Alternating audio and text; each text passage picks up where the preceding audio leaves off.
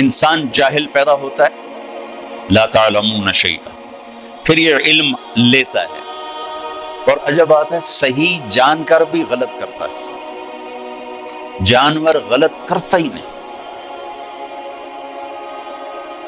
آپ شوگر والے کے سامنے مٹھائی رکھو، ویکھو کھاوے نہ تو میں نپ لوے وہ کہے گا ادھی گولی ود کھا لو مانگ۔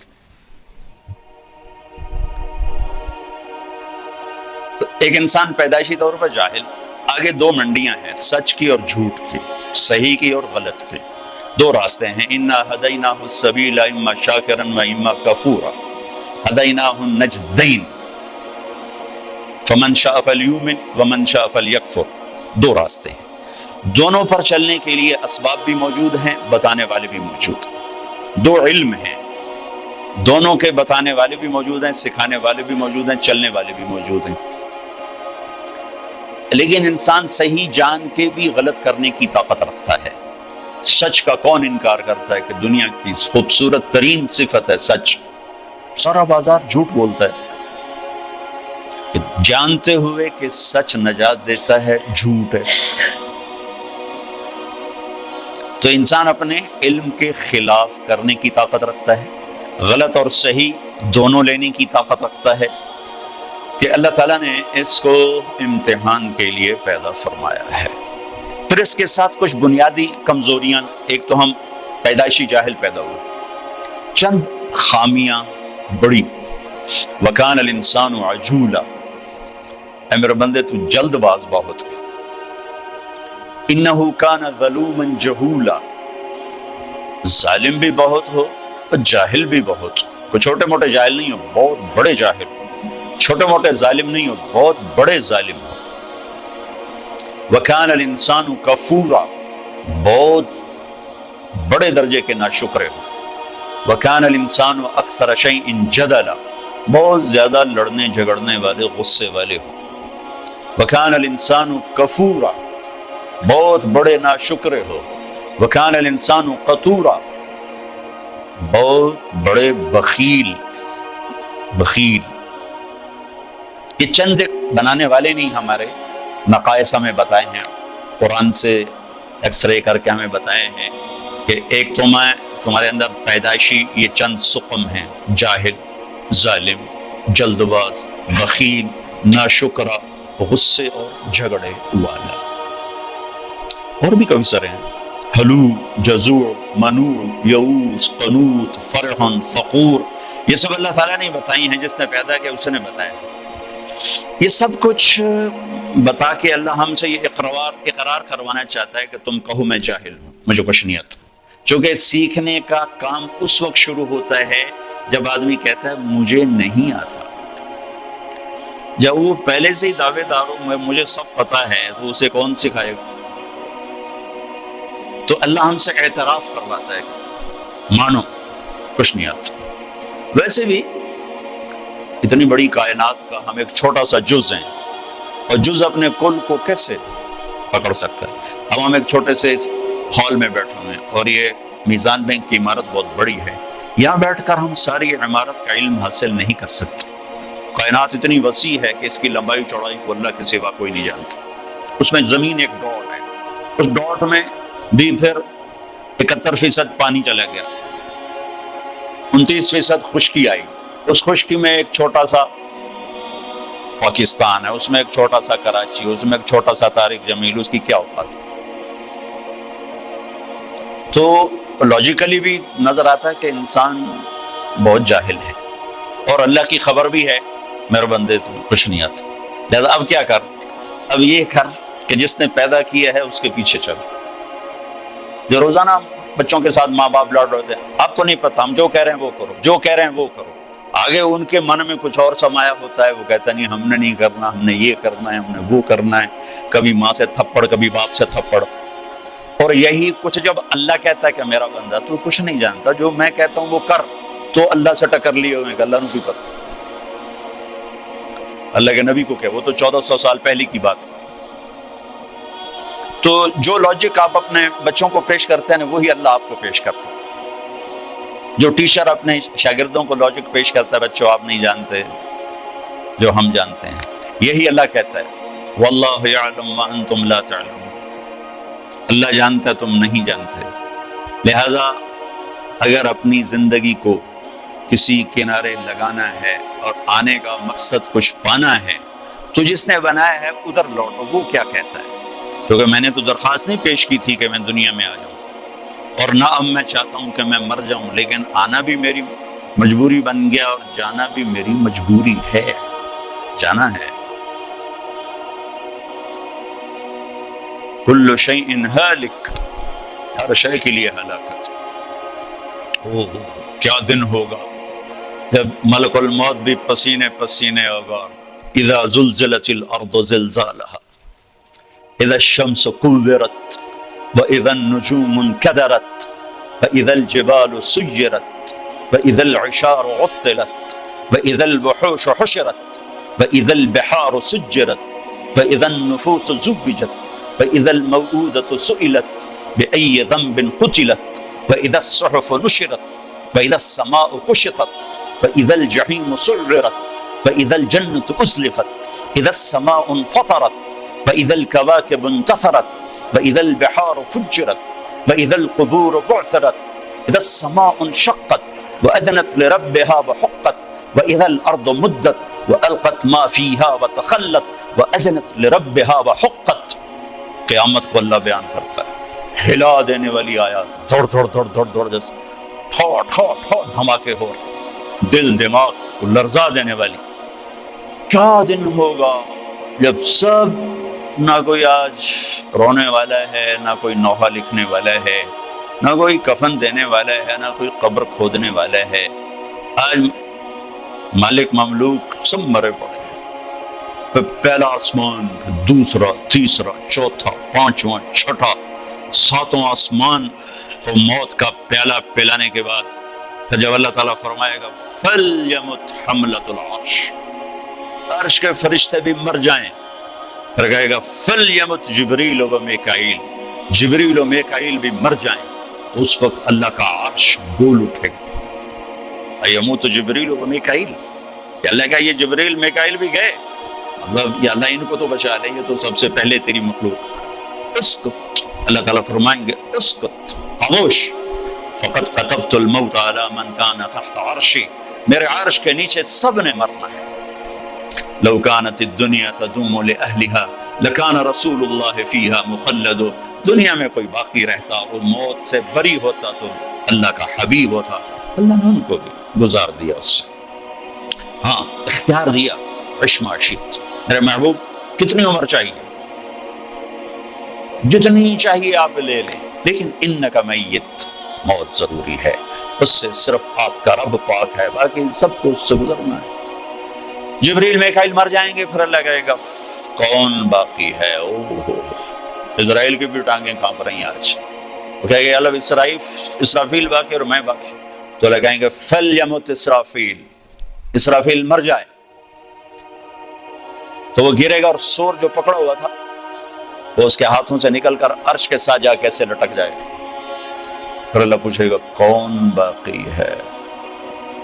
تو ملک الموت کو پتہ لگ گیا کہ ہن میری بھی آ گئی باری، تو ایسے کام کہ اللہ بس اب تو میں ہی باقی۔ تو اللہ تعالیٰ فرمائیں گے مت فإنک خلق من خلق، تو بھی مر جا، تو بھی میری ایک مخلوق ہے، سب کو ختم۔ پھر ساری کائنات موت کی وادیوں میں دھکیل کر اللہ تعالیٰ کہے گا من کان لی شریکا فلیات، کوئی میرا شریک ہے تو آؤ۔ پھر دوبارہ کہے گا من کان لی شریکا فلیات، کوئی میرا شریک ہے تو آؤ۔ پھر تیسری دفعہ فرمائے گا من کان لی شریکا فلیات، کوئی ہے آؤ۔ پھر زمین آسمان کو اللہ جھٹکا دے گا، پھر کہے گا انا الملک، میں بادشاہ ہوں۔ پھر دوسرا جھٹکا دے گا، کہے گا انا القدوس السلام المومن، میں ہوں قدوس السلام مومن۔ پھر تیسرا جھٹکا دے گا، پھر کہے گا انا المہیمن العزیز الجبار المتکبر۔ پھر اللہ تعالیٰ کہے گا این الملوک، بادشاہ کدھر ہیں؟ کوئی ہو تو جواب دے۔ این الجبارون، ظالم کدھر ہیں؟ کون بولے؟ پھر کہے گا این المتکبرون، تکبر کرنے والے، ایڑی مار کر چلنے والے کہاں چلے گئے؟ لا تمش فی الارض مرحا انک لن تخرق الجبال لن تخرق الارض ولن تبلغ الجبال طولا، مت اکڑ کے چل، نہ تو زمین پھاڑ سکتا ہے، نہ گردن اونچی کرنے سے پہاڑوں کے اوپر جا سکتا ہے، تواضع سے چل، عاجزی سے چل۔ محلب بن ابی صفرہ کا بیٹا یزید بن محلب عراق کا گورنر تھا، تو بڑا تکبر سے بازار میں جا رہا تھا، تو مالک بن دینار نے کہا اتق اللہ، او بھائی اللہ سے ڈر، کیسی چال چلتا ہے؟ وہ کہتا ہے لعلک لم تعرفنی، لگتا ہے تم مجھے پہچانتے نہیں ہو، میں کون ہوں؟ کہنے لگے جانتا ہوں، تم سے زیادہ تمہیں جانتا ہوں۔ کہا وہ کیسے؟ کہا تیری ابتدا ایک نطفہ، تیری انتہا ایک میت، اور اس کے درمیان تو گندگی کا ٹوکرا۔ تو زمانے کے بگڑے بھی آج کے اچھوں سے بڑے اچھے تھے، تو اس کا سر جھک کے کہنا عرفتنی حقا، تو نے مجھے صحیح پہچانا ہے۔ پھر اللہ کہے گا لمن الملک اليوم، آج کس کی حکومت ہے؟ جواب دینے والا تو ہے ہی نہیں، پھر کہے گا للہ الواحد القہار، آج اکیلے اللہ کی حکومت ہے۔ پھر اللہ کہے گا انی بدأت بالدنیا ولم تکن شیئا انا الذی اعیدھا، میں نے دنیا بنائی، میں نے مٹھائی، دوبارہ زندہ کر دوں گا۔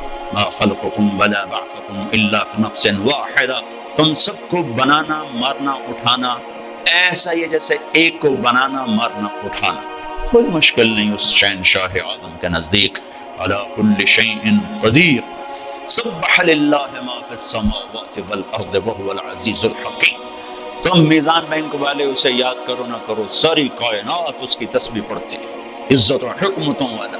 لہ ملک السماوات والارض، زمین آسمان کا بادشاہ، یحیی و یمیت، زندگی موت کے فیصلے کرنے والا، وہو علی کل شیء قدیر، ہر چیز پر قادر، هو الاول والآخر والظاہر والباطن، وہ اول وہ آخر وہ ظاہر وہ باطن۔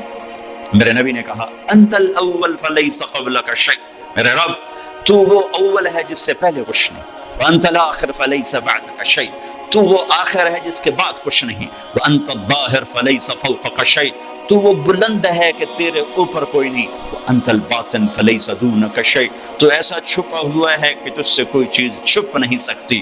تو جو ذات یہ صفت رکھے الاول الآخر الظاہر الباطن، تو اس کا یہ دعویٰ سچا ہے، وہو بکل شیء علیم۔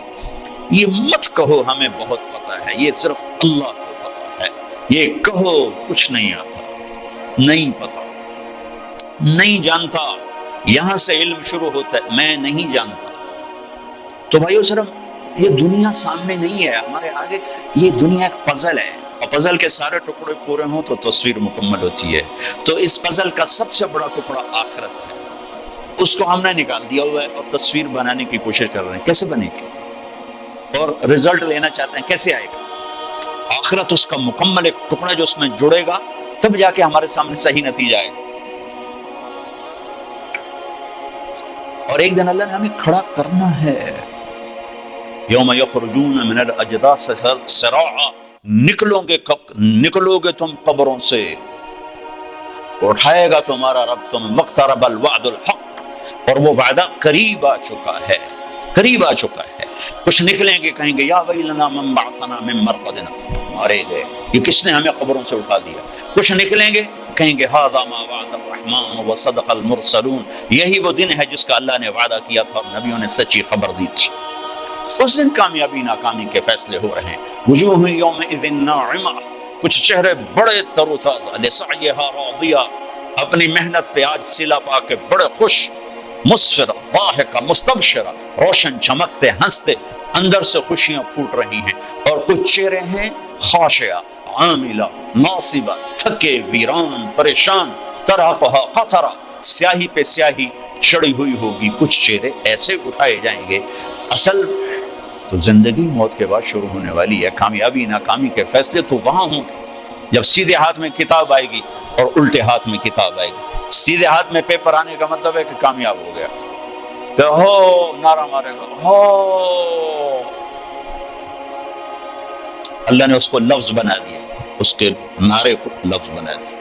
فَأَمَّا مَنْ أُوتِيَ كِتَابَهُ بِيَمِينِهِ، جس کے سیدھے ہاتھ میں پیپر آئے گا، کہے گا ہاؤ اقرؤوا کتابیہ، وہ نعرہ لگائے گا۔ وہ کہیں گے میں تمہیں کیا ہوا؟ وہ کہے گا اقرؤوا کتابیہ، میرا پیپر دیکھو، کامیاب ہو کامیاب ہو۔ وہ کہیں گے تو کیسے کامیاب ہو گیا؟ وہ کہے گا انی ظننت انی ملاق حسابیہ، مجھے پتا تھا میرا پیپر ہونے والا، میں تیاری کرتا ہوں۔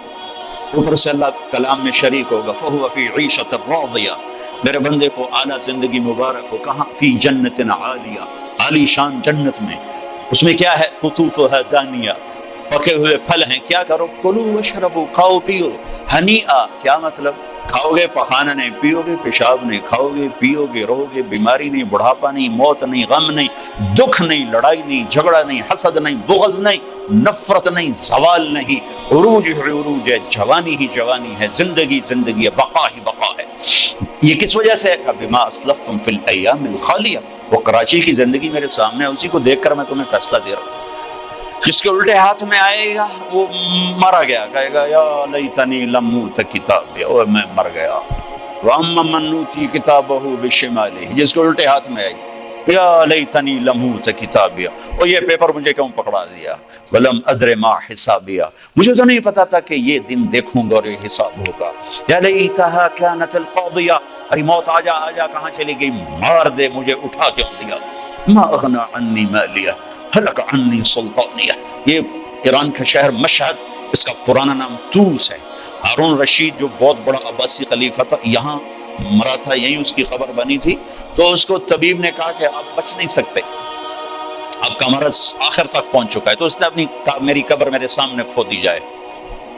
تین بر اعظم پہ پھریرا لہرا رہا ہو اور عمر بھی 50 سال سے کم ہو، بھرپور جوانی، اور قبر سامنے کھو دی جا رہی تھی، تو قبر کے کنارے بیٹھا کہہ رہا تھا ما اغنی عنی مالیہ ہلک عنی سلطانیہ، آج میرا مال میرے کام نہیں آ رہا، آج میری حکومت مجھے نہیں بچا رہی۔ اگلے دن مر گیا، اپنی قبر کھدوائی اور اگلے دن مر گیا، اسی میں دفن۔ ہلک عنی سلطانیہ، میری طاقت کہاں چلی گئی؟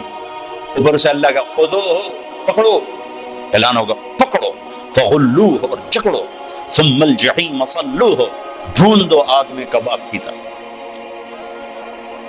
اور جب وہ اس کو پکڑنے کے لیے آئیں گے تو یہاں کی پولیس تو ہاتھ سے پکڑ کے ہتھ کڑی لگاتی ہے، یہاں سے نہیں پکڑیں گے، مجھے دیکھیں یہاں سے پکڑیں گے، یہاں ہاتھ ڈالیں گے اور یوں کھینچیں گے تو اس کا پورا جبڑا باہر نکل جائے گا۔ وہ ایسے کلابازیاں کھاتا ہوا گر کر کہے گا ارحم ارحم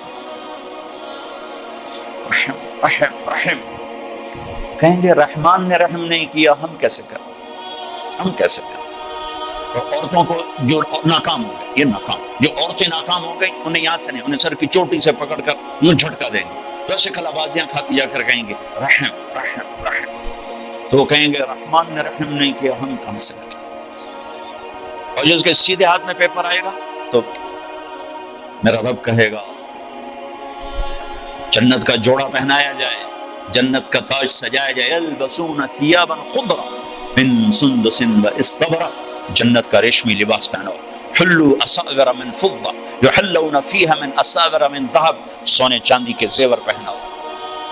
میرے نبی نے کہا اور مردوں کے لیے سونا ریشم حرام ہے دنیا میں، عورت کے لیے حلال ہے، لیکن جنت میں اللہ مردوں کو بھی زیور پہنائے گا، تو مردوں پہ سجا ہوا زیور عورتوں کی نسبت زیادہ خوبصورت نظر آئے گا۔ تو قد ہو گیا 5 فٹ، 5.25 فٹ، 6 فٹ، 6.25، 6.5، 7، لیکن جب اللہ تعالیٰ کی طرف سے اعلان ہوگا کہ میرے بندے کو جوڑا پہناؤ، تو اب یہ اس کا یوں کرین کی طرح قد نکلے گا ایسے، اور 130 فٹ کی ہائٹ پہ جا کے مکمل ہوگا۔ یہ تمہارے بینک کی عمارت سے بھی اوپر قد چلا جائے گا۔ آدم علیہ السلام اتنے ہی قد پہ پیدا کیے گئے تھے، ایسے گھس دے چھوٹے ہو گئے۔ ہمارے میراثی ہوتے ہیں نا، میراثی، تو وہ بڑی سست قوم ہوتی ہے، صرف وہ تعریف کر کے روٹی کھاتے ہیں۔ وہ ایک زمیندار کی قسمت ماڑی، اس نے اس کو گھوڑے کے لگا دیا مالش کا، اب میراثی اور مالش کا کیا جوڑ، وہ سو گیا، گھوڑا چور لے گئے، صبح اٹھا تو چور گھوڑا لے گئے تھے، اس نے خرگوش پکڑا اپنا اور آ کے باندھ دیا رسے کے ساتھ، تو زمیندار ہے کہ میرا گھوڑا کتنے ہے کہ یہ اے کھلوتا ہے. اس کا نام مراد ہے گھوڑا ہے کہ سیوڑ ہے. سیوڑ ہماری زبان میں خرگوش کو کہتے ہیں. اے گھوڑا ہے کہ سیوڑ ہے کہ جی گھوڑا ہے. کہ گھوڑا ہی ہو جاتا جی ساری رات مالش کی ہے گس دے گس دے گس دے آئے رہ گئے. تو وہ 10-12 ہزار سال گزر کے گھستے گھستے گھستے ہمارے قد یہ رہ گئے ہیں. مرد عورت کی اصل ہائٹ 130 فٹ ہے. اللہ نے اماں کو بھی اسی قد پہ پیدا کیا تھا حوا, اور آدم کو بھی اسی قد پہ پیدا کیا تھا. اور مردوں میں سب سے حسین آئے ہیں یوسف علیہ السلام, اور عورتوں میں سب سے حسین آئی ہیں حوا علیہ السلام. اللہ نے مردوں میں یوسف جیسا نہیں بنایا, عورتوں میں حوا جیسا کوئی نہیں بنایا. تو سارے مرد اور جنتی 130 فٹ ہائٹ پر اللہ تعالیٰ اس کا قد پھر جنت کے جوڑے پہنائے گا, سر پہ تاج سجائے گا, اپنے نور میں سے اس کے چہرے کے پر اپنی تجلی ڈالے گا. پھر اس کے بعد نہ انہیں میک اپ کی ضرورت ہے, اور نہ ان کے چہروں پر کبھی غبار آئے گا, نہ ان کو صابن کی ضرورت ہے. بس اللہ کے نور کی تجلی پڑی ہے, اور اب یہ ہمیشہ کے لیے حسن بڑھتا ہی جائے گا, بڑھتا ہی جائے گا, بڑھتا ہی جائے گا. مرد کا بھی عورت کا بھی, مرد کا بھی عورت کا بھی. تو انتہا تو ادھر کو چل رہی ہے. پھر یہ سارا جنتی مجمع اکٹھا ہوگا, پھر یہ پل پار کریں گے اور آگے جنت کے دروازوں پر جائیں گے تو 8 دروازے ہوں گے, لاک ہوں گے. جہنمی جہنم کے دروازوں پر جائیں گے تو 7 دروازے اس کے جاتے ہی کھل جائیں گے. حتی اذا جاؤها فتحت ابوابها, جائیں گے دروازے کھلیں گے, گرتے جائیں گے. جنتی سارے اکٹھے ہو جائیں گے, دروازے بند ہو جائیں گے, کوئی دروازہ کھلا نہیں. 2 چشمے ہوں گے, ایک سے پانی پیئیں گے, سینے کا کھوٹ غصہ بغض ختم, پیٹ کا پیشاب پخانہ ختم. یہ پانی 2 کام کرے گا, سینے کو دھو دے گا عداوت سے, بغض حسد, اور پیٹ کو دھو دے گا پیشاب پخانے سے. دوسرے سے وضو کریں گے, خود کریں گے, کوئی حکم نہیں ہوگا, حکم ختم ہو گیا, مرتا ہی حکم ختم ہو گیا. تو ان کے چہروں پر کبھی جھریاں نہیں پڑیں گی, اس کے بعد کبھی ہلکے نہیں پڑیں گے, کبھی چہرہ تھکا ہوا نظر نہیں آئے گا. اندر کیسے جائیں؟ تو اللہ اپنے حبیب کی شان بلند کر کے دکھانا چاہتے ہیں. تو سب کو پتا ہے کہ اللہ کے نبی کے بغیر آج دروازہ نہیں کھل سکتا, لیکن چلے جائیں گے سارا مجمع آدم علیہ السلام کے پاس. ابا جان دادا جان دروازہ کھلوائیں. وہ کہیں گے بیٹو میں نے تو نکلوانے کا کام کیا تھا, لے جانے کا کام میں نہیں کر سکتا. وَهَلْ أَخْرَجَكُمْ إِلَّا خَطِيَّةُ أَبِيكُمْ, اور میری خطا سے تو نکلے تو میں اندر کی میں لے جاؤں.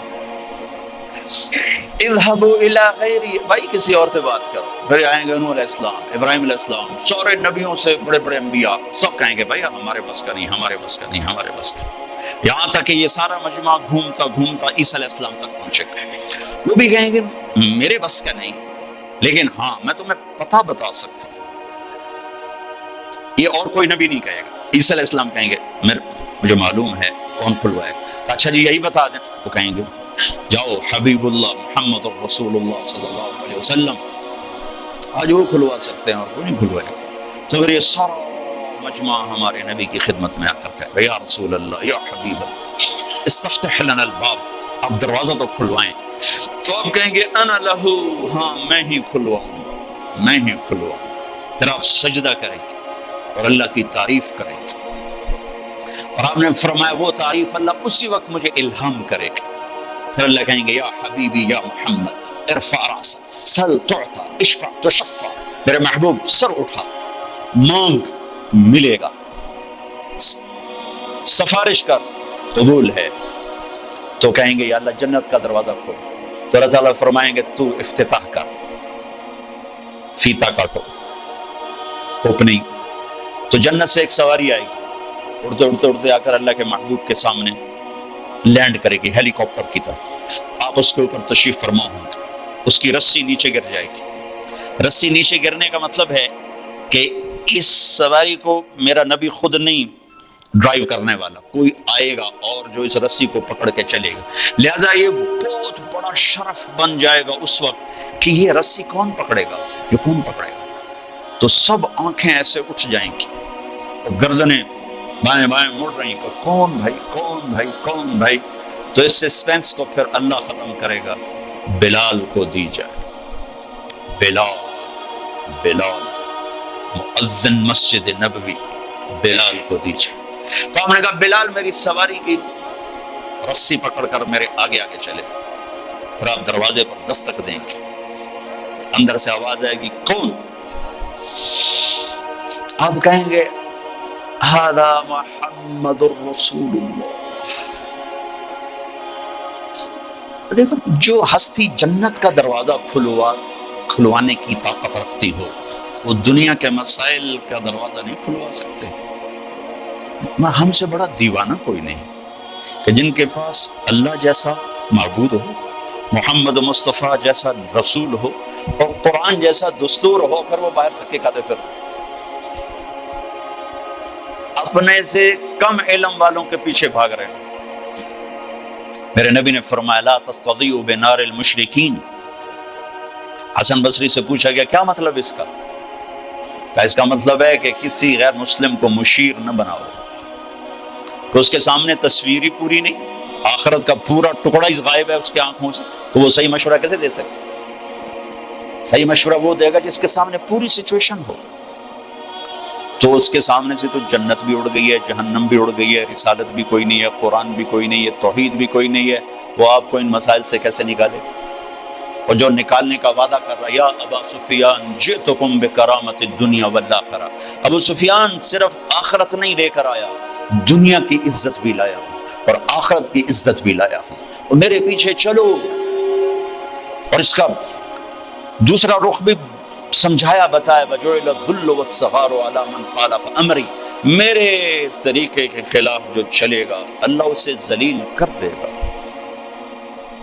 اس کا علم پڑھنے لکھنے سے نہ ہو، بلکہ فَأَوْحَى إِلَىٰ عَبْدِهِ مَا أَوْحَىٰ سے ہو، اللہ براہ راست جس پر علم کا فیضان فرما رہا، جسے کسی استاد نے قلم نہ پکڑایا، جسے کسی استاد نے الف با تا نہ سکھائی ہو، جو کسی مکتب سکول مدرسہ میں بیٹھ کے نہ پڑھا ہو، جس کو براہ راست اللہ دینے والا ہو۔ وَعَلَّمَكَ مَا لَمْ تَكُنْ تَعْلَمْ أَلَمْ نَشْرَحْ لَكَ صَدْرَكَ، اس کا سینہ اللہ نے کھولا ہو، جس کے اندر اللہ نے علم بھرا ہو۔ فَأَوْحَىٰ إِلَىٰ عَبْدِهِ مَا أَوْحَىٰ،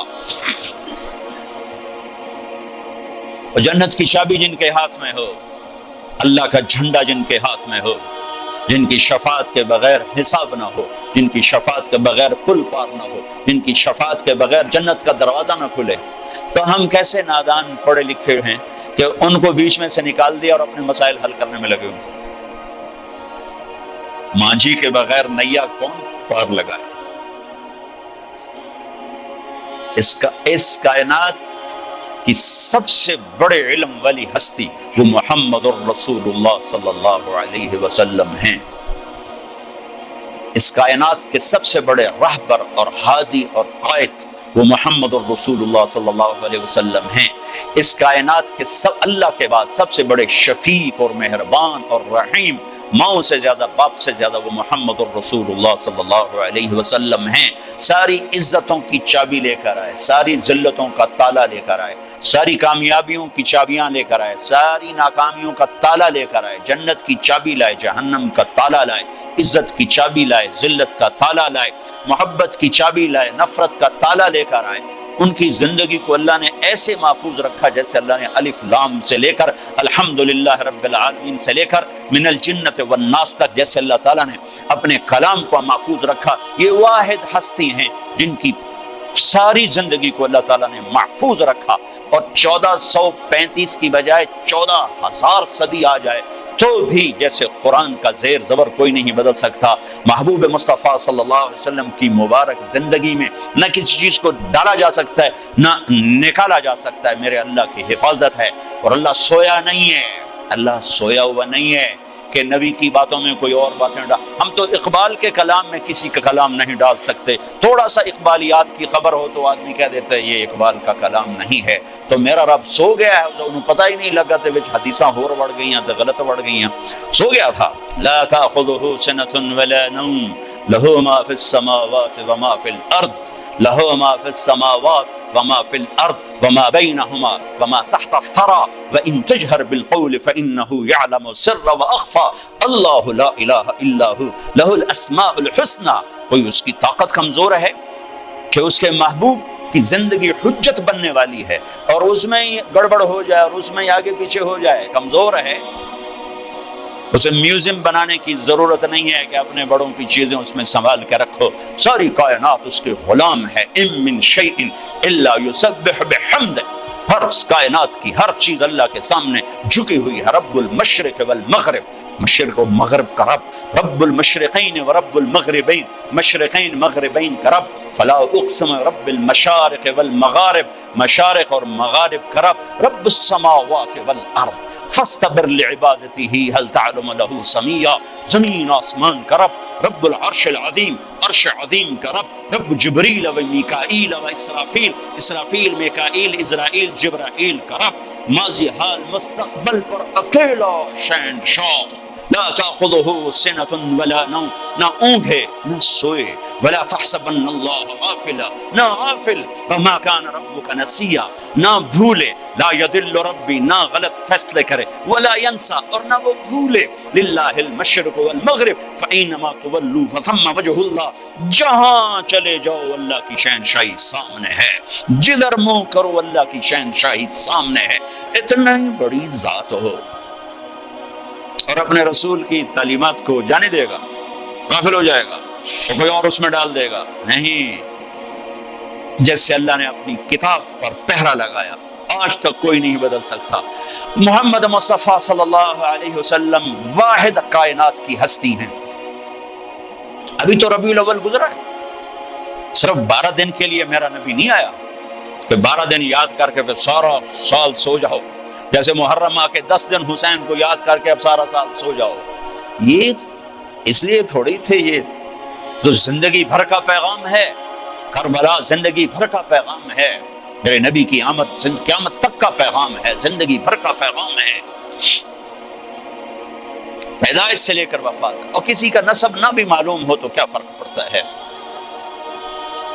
میرے بھائی نے اپنے پیو دادے پردادے کے نا وراثتی کاغذ نکلوائے تو انگریزوں تک کے جو لکھی ہوئی تھی ان میں سے کوئی 16 نام نکلے، باقی اوپر یا ہندو ہوں گے یا سکھ ہوں گے، آخری مراد ہے، مراد۔ وہ 16 نام مجھے آج تک یاد نہیں ہوئے، حالانکہ کمرے میں لٹکے ہوئے میں پڑھتا ہوں، یاد کرتا ہوں، پھر بھول جاتا ہوں، پڑھتا ہوں، یاد کرتا ہوں، پھر بھول جاتا ہوں۔ چلو 16 تھا، میرے پیو دادے پردادے یاد تک کرا نہیں یاد ہوئے۔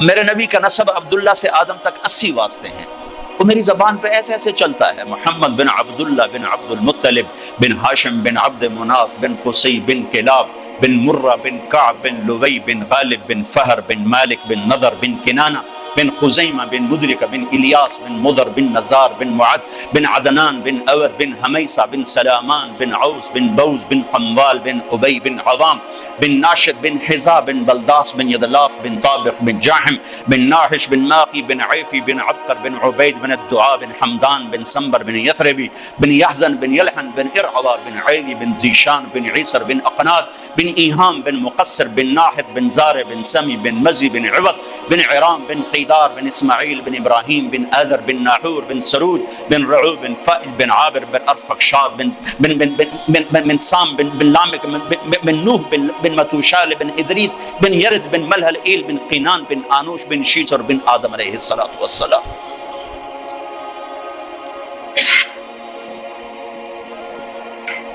یہ اللہ کا حفاظتی پہرا ہے۔ میں اپنے 16 دادے نہیں یاد کر سکتا، 20 باری پڑھیں 100 باری نہیں یاد ہوئی۔ یہ کیوں یاد ہے؟ یہ 80 واسطے ہیں، یہ کیوں یاد ہے؟ اللہ کا حفاظتی نظام ہے۔ میرا نبی کسی کو بلاتے کیسے تھے؟ اگر ہمیں نہ معلوم ہو تو کوئی فرق پڑتا ہے؟ اب ادھر آؤ، اتنا ہی تو کہنا ہے۔ آپ یوں کرتے تھے عزیز، یوں نہیں کرتے تھے، یوں نہیں کرتے تھے، انگلی نہیں اٹھاتے تھے، پورے ہاتھ کا اشارہ فرماتے تھے، پورے ہاتھ کا اشارہ فرماتے تھے۔ کوئی آپ کو دائیں بائیں سے خطاب کرتا تو آپ گردن ٹیڑھی کر کے نہیں جواب دیتے تھے، جی بولیے۔ کوئی آپ کو دائیں سے بلاتا تو آپ پورا مڑتے تھے، بس۔ کوئی چھوٹا بولا ہے، کوئی بڑا بولا ہے، کوئی بائیں سے بلاتا تو یوں نہیں کرتے تھے بلکہ پورا اس کی طرف مڑتے تھے، جی فرمائیے۔ اتنی چھوٹی چھوٹی باتیں میرے نبی کی اللہ نے محفوظ کر کے رکھی ہوئی۔ مجلس میں چوکڑی مار کے بیٹھتے تھے، دوران گفتگو یوں کرتے رہتے تھے، سیدھا ہاتھ الٹا انگوٹھا، یہ عادت تھی، بے ساختہ عادت۔ کبھی پاؤں پھیلا کے مجلس میں نہیں بیٹھے، چوکڑی مار کے بیٹھتے تھے۔ کبھی آنکھ بھار کے کسی کو نہیں دیکھا، کنکھیوں سے دیکھتے تھے، شرم کی وجہ سے، حیا کی وجہ سے۔ اب تو مردوں کو آنکھ اٹھا کے نہیں دیکھتے تھے، کبھی کبھی جب آپ ایسے آنکھ اٹھاتے تھے پھر کسی کی ہمت نہیں تھی کہ آپ کی آنکھوں میں آنکھیں ڈال سکے سوائے دو آدمیوں، ایک ابو بکر اور ایک عمر، بس باقی سب ایسے ہوتے تھے۔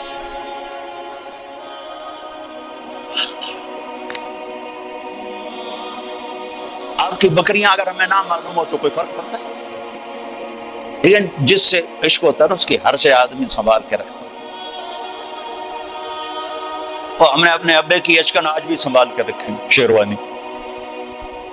تو اللہ نے اپنے حبیب سے پیار کیا، اس کی ہر شے سنبھال کے رکھی ہے۔ عجوبہ، سقیہ، زمزم، برکہ، ورثہ، اطلال، اطراف، قمراء، غیثاء، یہ میرے نبی کی 9 بکریاں تھیں، یہ نام ہے۔ ایک بکرا تھا، اس کا نام تھا یمن۔ اس میں ایک بکری جس کا نام ہے قمراء، وہ آپ کی زندگی میں مر گئی۔ عصبہ، شہبہ، اجدہ، قصوہ، یہ میرے نبی کی اونٹنیوں کے نام ہیں۔ جس دن آپ کا انتقال ہوا، عصبہ نے چارہ پانی چھوڑ دیا اور روتے روتے روتے روتے مر گئی۔ آپ کے 2 خچر ہیں، ایک کا نام ہے دلدل، ایک کا نام ہے فضہ۔ آپ کے 2 گدھے تھے، ایک کا نام ہے عفیر، ایک کا نام ہے یعفور۔ جس دن آپ کا انتقال ہوا، یعفور مدینے کی گلیوں میں رسی توڑا کے چیختا تھا اور بھاگتا، چیختے چیختے چیختے ایک کنویں میں چھلانگ ماری اور مر گیا۔ جس کے لیے جانور تڑپ اٹھے، آج اس کی امت کو یہ بھی نہیں پتا میرا نبی تھا کون۔ میں نے ایک گاؤں میں 20 نوجوانوں سے پوچھا، او بھائی ہمارے نبی کا نام کیا؟ جی پتہ کوئی نام نہیں پتا۔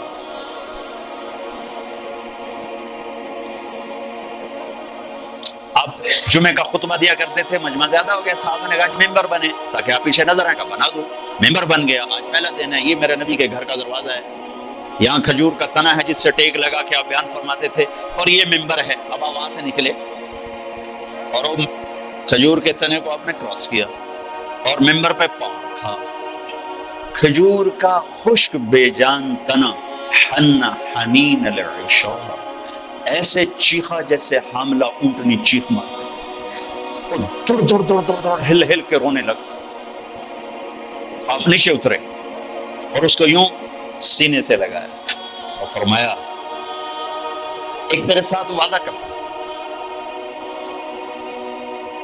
تو چپ ہو جا، مجھے ممبر پہ جانے دے کہ لوگوں کو ضرورت ہے پیچھے مجھے دیکھنے کی۔ میں تیری جدائی کے بدلے وعدہ کرتا ہوں تمہیں جنت کا درخت بنوا دوں گا اور جنتی تیرے میوے کھائیں گے۔ تو وہ آہستہ آہستہ چپ ہوا، پھر اس کی ہچکیوں کی آواز آ رہی تھی، یہ آواز آ رہی، تو پھر ایک دم زمین پھٹی اور وہ اس میں غائب ہو گئی، اور میرے نبی کا وعدہ سچا ہو گیا۔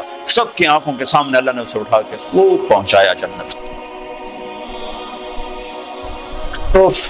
بھائیو، ہم نے صرف درود پڑھنے کے لیے اپنا نبی رکھا ہوا ہے، بابا نبی پہ درود پڑھ دو گئے، اس کو بطور رہبر مانے کوئی نہیں، بطور قائد مانے کوئی نہیں۔ لا الہ الا اللہ اندر کی چیز ہے، محمد رسول اللہ باہر کی چیز ہے۔ اب لا الہ الا اللہ دکھا نہیں سکتے، محمد رسول اللہ چھپا نہیں سکتے۔ لا الہ الا اللہ بتانا پڑے گا، محمد رسول اللہ چھپانا پڑے گا۔ لا الہ الا اللہ بیج ہے، محمد رسول اللہ درخت ہے۔ لا الہ الا اللہ جڑ ہے، محمد رسول اللہ شجر ہے۔ لا الہ الا اللہ اندر میں جاتا ہے، محمد رسول اللہ باہر نکلتا ہے۔ جتنا لا الہ الا اللہ اندر جاتا ہے اتنا محمد رسول اللہ باہر نکلتا ہے۔ جتنا اس کی جڑیں گہری ہوتی ہیں اتنا اس کا سایہ طاقتور ہوتا ہے، گھنا ہوتا ہے، پھلدار ہوتا ہے، پھولدار ہوتا ہے، خوشبودار ہوتا ہے۔ لا الہ الا اللہ پاسپورٹ ہے، محمد رسول اللہ ویزا ہے۔ پاسپورٹ کے بغیر سفر نہیں ہو سکتا، ویزے کے بغیر انٹری نہیں ہو سکتی۔ مرنے سے پہلے ویزا لگوا لو، مرنے سے پہلے ویزا لگواؤ، محمدی ویزا لگوانا پڑے گا۔ جنت کے دروازے پر نہیں، پلسرات پر ہی ویزا مانگو، ویزا دکھاؤ، ویزا ویزا ہے جائیے، ویزا نہیں واپس۔ اللہ نے ایک کام خود کر دیا، پاسپورٹ ہمیں خود بنا کے دے دی، پاسپورٹ خود بنا کے دے دی۔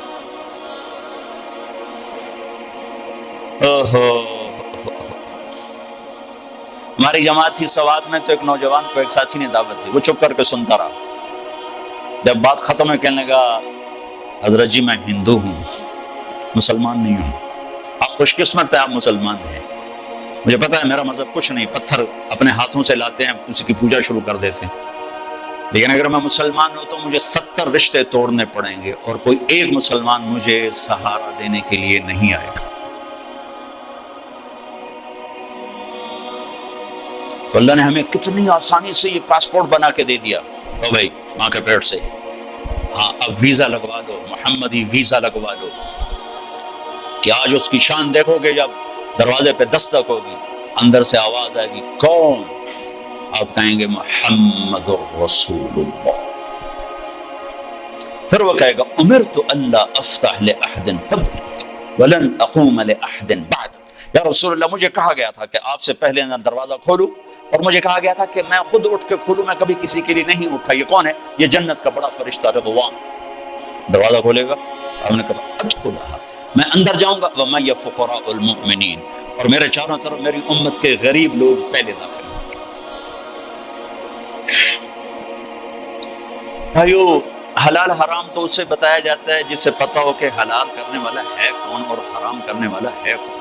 ابھی تو لوگوں کو نہ اللہ کا پتہ نہ رسول کا پتہ، ہم انہیں کہتے ہیں سود حرام ہے، وہ پہلے بتاؤ تو صحیح وہ ہے کون جو کہہ رہا ہے میرے اور میرے رسول کی جنگ ہے تمہارے، ان کو تو پتہ ہی کوئی نہیں۔ جس کی طاقت کا پتہ ہوتا ہے اس کے آگے کون کھڑا ہوتا ہے؟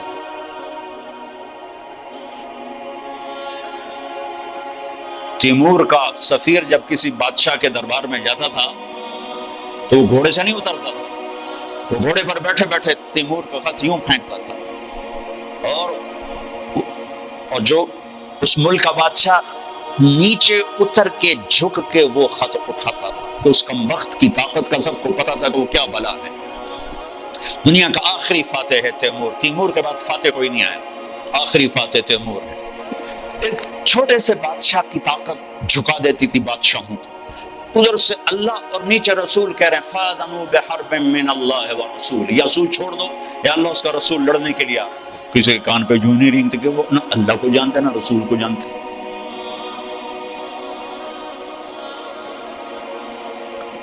اللہ اس کے رسول کا تعارف ضروری، میں اس لیے پہلے اللہ رسول کا تھوڑا سا تعارف، وہ ہیں کون جن کو جو کہہ رہے ہیں سود حرام ہے، جو کہہ رہے ہیں جھوٹ حرام ہے، جو کہہ رہے ہیں زنا حرام ہے، جو کہہ رہے ہیں کفر حرام ہے، شرک حرام ہے، وہ ہے کون؟ میں نے فیصل آباد کے تاجروں میں بیان کیا، ابھی یہ میزان بینک اتنا زیادہ نہیں ظاہر ہوا تھا تو میں تاجروں میں تھوڑی سی بات کر دیتا تھا، بھائی سود کے بغیر آپ تجارت چلو، تو ایک بہت بڑی پارٹی کا چیئرمین آ کر میرے گلے لگ گیا کہ سود کے بغیر کام ہو ہی نہیں سکتا، کر کے دکھاؤ، تمہاری کپاس کون خریدے گا سود نہ ہوگا، سود کے بغیر تمہاری کپاس کون خریدے گا؟ میں کہا میری تو وک جاوے گی، تو اپنی فکر کر۔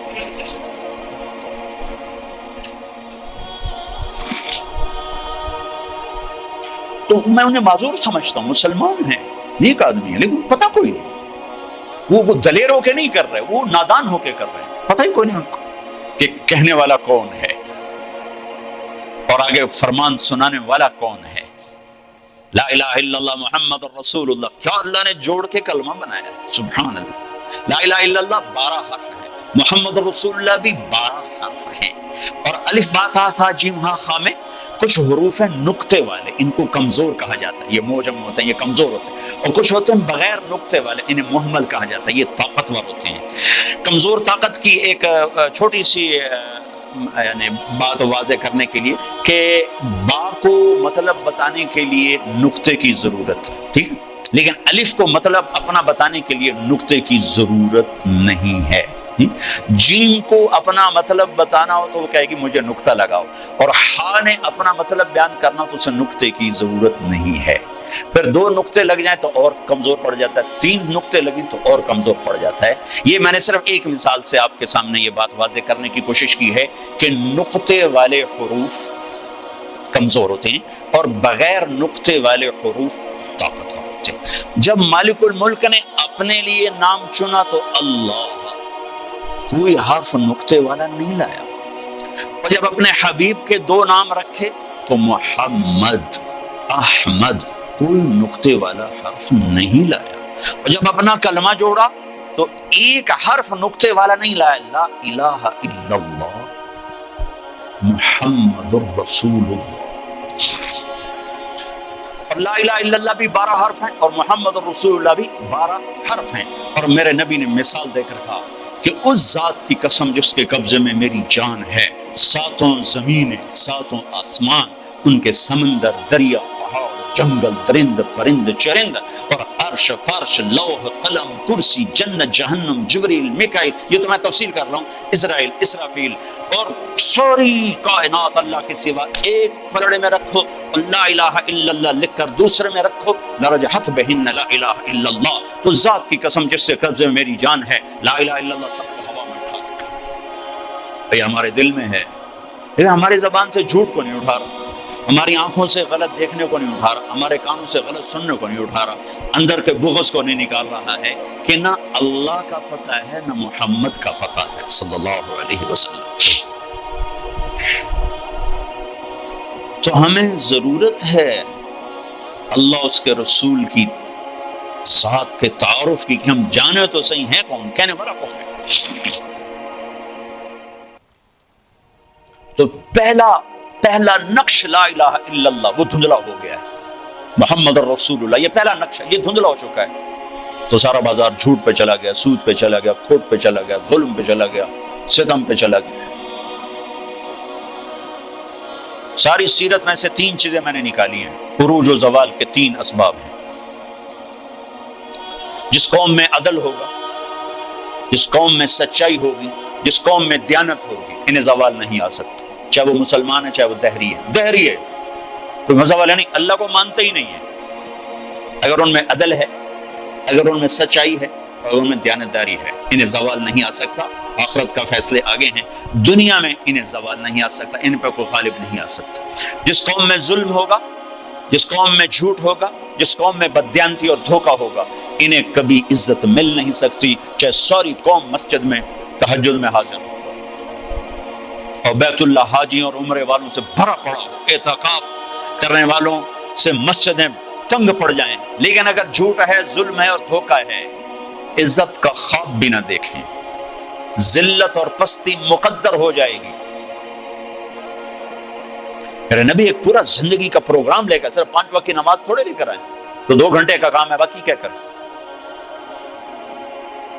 اللہ تعالیٰ نے اپنے حبیب کو الیوم اکملت لکم دینکم واتممت علیکم نعمتی ورضیت لکم الاسلام دینا، ایک مکمل پیکج دے کر بھیجا کہ میرے حبیب یہ زندگی ہے، جب لوگوں کو بتائیں نہیں پتہ ہی کوئی۔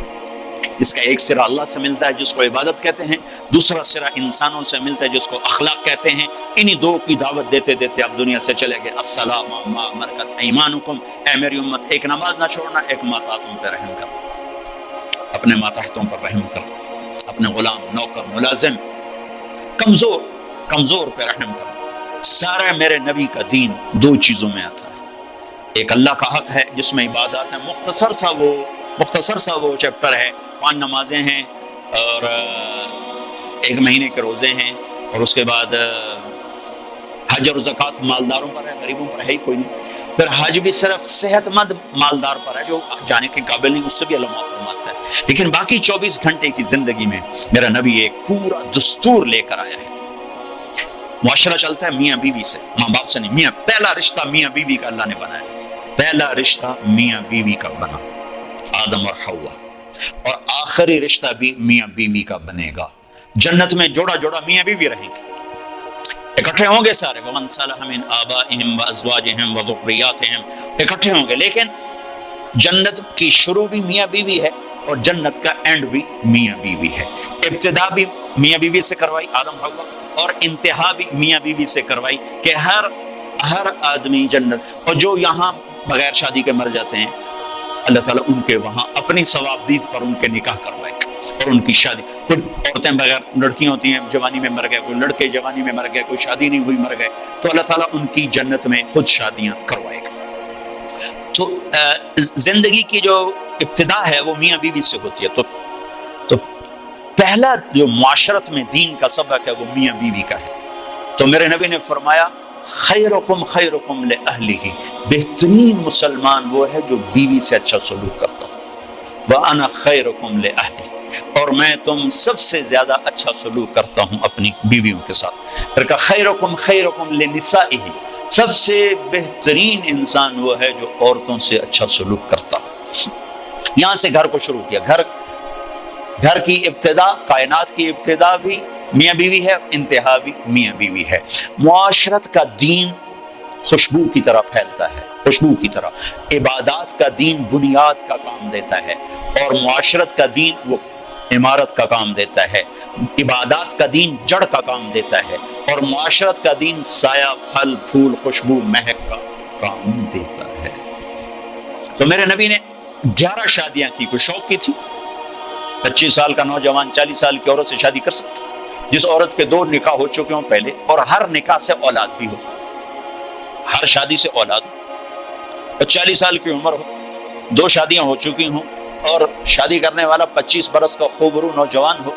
حضرت غامدیہ کہتی ہیں، خزائیہ، ام معبد الخزائیہ آپ کا حلیہ بیان کرتے ہوئے فرماتی، رأیت رجلا ظاہر الوضاء ابلج الوجه حسن الخلق لم تعبه ثجلا لم تزری به صعدا وسیم قسیم حسین، کیا الفاظ، فی عینیہ دعج، فی صوتہ سہل، فی لحیتہ کثافہ، فی عنقہ سطع۔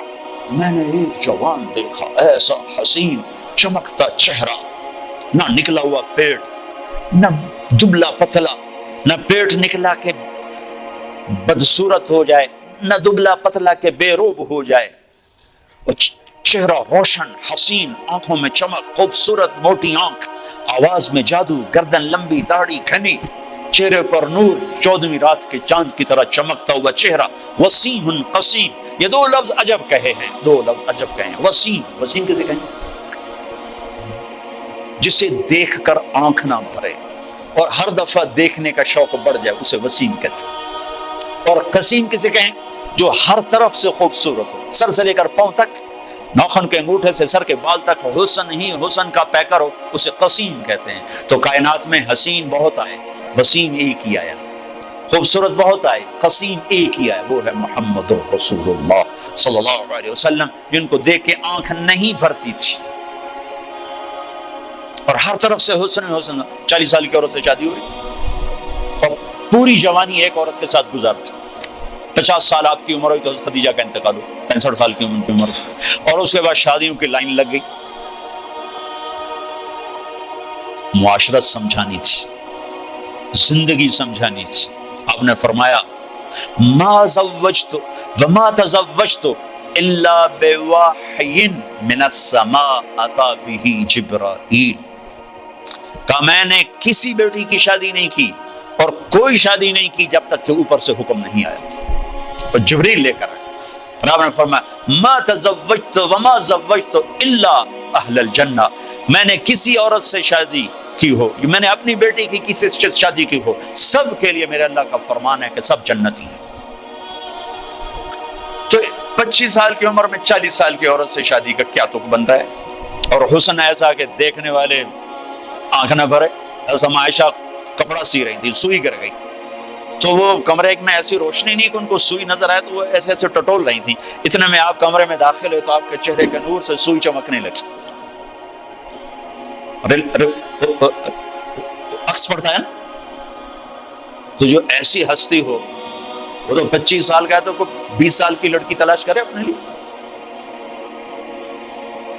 40 سال، 50 سال کی عمر میں حضرت خدیجہ جدا ہوئی آپ سے، جب آپ 50 سال کے تھے تو اس کے بعد شادیوں کی لائن لگ گئی۔ الا بوحی من السماء اتى به جبریل، کہ ہر شادی آسمان سے وحی آئی۔ جب آپ نے حضرت فاطمہ کا نکاح فرمایا تو مجمع کو مسجد میں جمع فرمایا کہ لوگو، جبریل میرے پاس اللہ کا پیغام لائے ہیں کہ میں فاطمہ اپنی بیٹی کا نکاح علی سے کر دوں، لیکن میں قربان جاؤں شریعت مصطفیٰ پر، آسمان سے وحی آئی ہے لیکن گئے ہیں فاطمہ سے پوچھنے، بیٹی علی کا رشتہ آیا ہے، تیرا نکاح کر دوں۔ اور ہمارے یہاں بیٹیوں سے پوچھنا عیب سمجھا جاتا ہے، اور بیٹی کوئی رائے دے دے تو کہتے بڑی بے حیا ہے۔ آسمان سے وحی آ چکی ہے کہ علی کے ساتھ فاطمہ کا نکاح کیا جائے، پھر میرے نبی پوچھنے جا رہے ہیں، فاطمہ علی کا پیغام آیا ہے، تیرا نکاح کر دوں؟ جب انہوں نے ہاں کہا، پھر جا کر کہا جاؤ مجمع اکٹھا کرو، پھر لوگوں کو اکٹھا فرمایا، پھر ممبر پہ کھڑے ہو کے فرمایا کہ لوگوں، میرے اللہ نے مجھے جبریل پیغام لے کر آئے کہ میں اپنی بیٹی فاطمہ کا نکاح علی سے، علی کو سامنے بٹھایا اور سارا مجمع کا، پھر آپ نے خطبہ پڑھ کے کہا، علی میں نے 400 درہم مہر کے عوض اپنی بیٹی فاطمہ بنت محمد کو تیرے نکاح میں دیا، تو انہوں نے قبول کیا؟ تو انہوں نے زور سے کہا میں نے قبول کیا، اور سجدے میں سر رکھ دیا اور زور سے یہ دعا پڑھی، رب اوزعنی ان اشکر نعمتک التی انعمت علی وعلی والدی۔ اس پر آپ نے کہا آمین۔ پھر آپ نے سارے مسجد میں کے حاضرین کو شہد کا شربت پلایا، کھجور کھلایا۔ سبحان اللہ، کیا پیاری زندگی ہے، کیا خوبصورت زندگی ہے۔ اس سے زیادہ عورت کے حقوق اور کیا کوئی بیان کرے گا۔ حضرت ام ایمن بیٹھی تھی، انہوں نے کہا بیٹا محمد پانی تو پلا۔ حضرت عائشہ ناراض ہو گئی، کہا تو رسول اللہ سے کہتی پانی پلا؟ کہا کیوں نہ کہوں، میں نے دودھ پلایا ہے، آپ کو 8 عورتوں نے دودھ پلایا ہے، ماں سمیت، ماں کے علاوہ 7 اور عورتیں، جن میں سے ایک ام ایمن، حلیمہ کا تو نام مشہور ہو گیا، 6 اور بھی، ان میں ام ایمن بھی ہے۔ تو انہوں نے کہا میں نے دودھ پلایا ہے۔ تو اب جلدی سے اٹھے، گلاس اٹھایا، کہا ہاں ہاں عائشہ یہ میری ماں ہے۔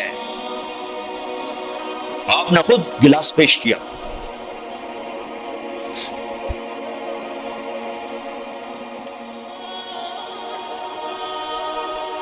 تو چونکہ زندگی گھر سے شروع ہوتی، دفتر سے نہیں، گھر سے شروع ہوتی۔ ہمارے ایک استاد بڑے شفیق تھے، لیکن جب آگے کبھی ڈانٹنا شروع کرتے ہم کہتے لگتا ہے استاد جی گھر دینا لڑتے آئے ہوئے، اور ہم دائیں بائیں سے خبر لیتے تو تقریباً وہ خبر سچی ہوتی تھی۔ لڑائی گھر میں اور غصہ ہم پہ نکل رہا۔ جب آدمی کا گھر ڈسٹرب ہوتا ہے تو پھر دفتر بھی ڈسٹرب ہوتا ہے۔ تو تم دعا کرو تمہارے پاس گھروں میں نہ لڑیں تاکہ تمہارے ساتھ ٹھیک رہے۔ زندگی کی ابتدا گھر سے ہے، گھر سے۔ تو ایک گھرانہ کیسا ہونا چاہیے، اور ایک گھر کی آبادی کا دار و مدار کس پر ہے؟ اللہ کی قسم پیسے پر نہیں ہے، وہ میرے نبی کے اخلاق پر ہے، میرے نبی والے سلوک پر ہے۔ چونکہ زندگی چیزوں کا نام نہیں ہے، میزان بینک کا نام زندگی نہیں ہے، معیشت کا نام زندگی نہیں ہے، زندگی احساسات کا نام ہے۔ احساسات جب پروان چڑھتے ہیں تو زندگی خوشحال ہوتی ہے، روٹی ملے یا نہ ملے، اور احساسات جب مجروح ہوتے ہیں تو زندگی زخمی ہو جاتی ہے، اور پھر زندگی ماند پڑ جاتی ہے، چاہے سونے چاندی کے زیور میں لدا ہوا گھرانہ کیوں نہ ہو۔ جب احساسات بکھرتے اور ٹوٹتے ہیں تو زندگی تباہ ہو جاتی ہے، جب احساسات پروان چڑھتے ہیں تو زندگی آباد ہو جاتی ہے، اور احساسات کو پانی ملتا ہے نبی والے اخلاق سے، زیور سے نہیں، پیسے سے نہیں، ڈگری سے نہیں۔ تھوڑی دیر پہلے خاتون ملی اور پھوٹ پھوٹ کے رونے لگی، اربوں پتی آدمی کی بیگم، کہ میں اس دولت کو کیا کروں، میرے خامن پر سلوک کی میرے ساتھ اچھا نہیں، میں اس دولت کو کیا کروں۔ تو میرے نبی، میرے بھائیو، زندگی دے کر گئے ہیں جو شروع ہوتی ہے گھر سے۔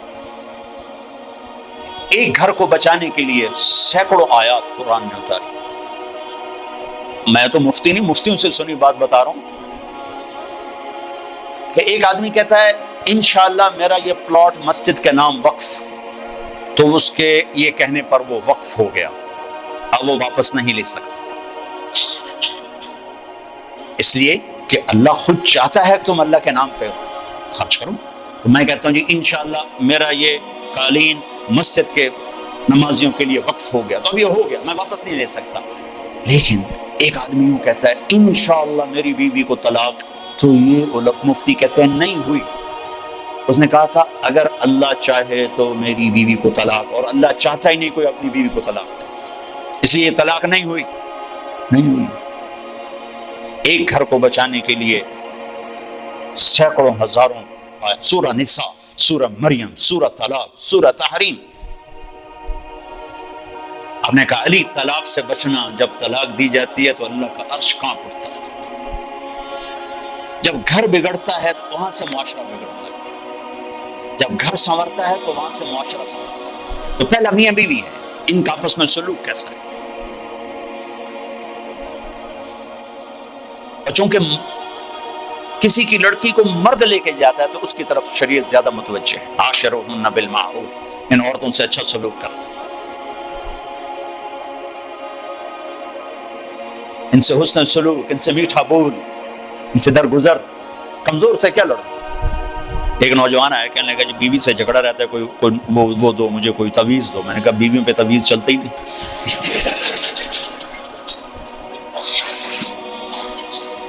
کہنے لگا تو کیا کروں؟ میں نے کہا ایک کام کرو، ہو جائے گا معاملہ ٹھیک۔ کیا؟ میں نے کہا جب تم کھانے پر بیٹھو تو روزانہ 2-4 لقمے اپنے ہاتھ سے کھلا دیا کرو، بس تو لمبا چوڑا کام نہیں بننا۔ کچھ دن بعد اس کا ویسے ہی فون آ گیا تو مجھے اپنی بات یاد آ گئی۔ میں نے کہا میری بات پہ عمل کیا تھا؟ کہنے لگا نہیں۔ میں کیوں؟ کہنے لگا شرم آتی۔ میں نے کہا لڑتے ہوئے شرم نہیں آتی؟ بھائی کمزور سے بھی کوئی لڑتا ہے؟ اپنے گامے پہلوان کا نام سنا؟ گاما پہلوان، یہ رستم زمان کا ٹائٹل اس نے لندن میں اس کو تاج پہنایا گیا تھا۔ ایک امریکہ کا پہلوان تھا زبسکو، اس کو اس نے ہرایا تھا 2 گھنٹے کی کشتی کے بعد، تو پھر اس کو یہ ٹائٹل ملا تھا۔ یہ اندرون شہر لاہور میں رہتا تھا، تو سبزی لے رہا تھا، تو وہ بھاؤ تاؤ پہ کوئی بات بڑھ گئی تو سبزی والے نے گلاس اٹھا کے مارا گامے کو، تو اس کے لگا یہاں تو خون نکل آیا، تو اس نے پگڑی کھولی اور یوں نیچے سے اس کو بل دے کر یوں باندھی اور چل پڑا۔ تو لوگوں نے کہا پہلوان جی اے مڑ تو جا بندہ تو مار گیا، وہ تسی چپ کر کے ٹر پے ہو؟ وہ کہنے لگا ماڑے نو مار دیا شرم ہوندی۔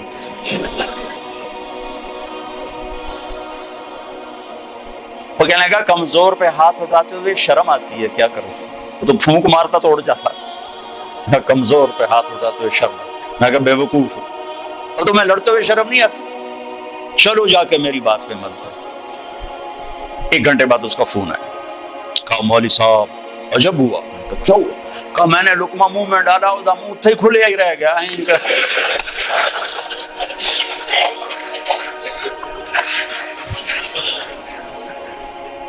اس نے کہا یہ تمہیں کسی اور نے پٹی پڑھائی ہے، تو نہیں کر سکتا، مجھے بتا کس نے؟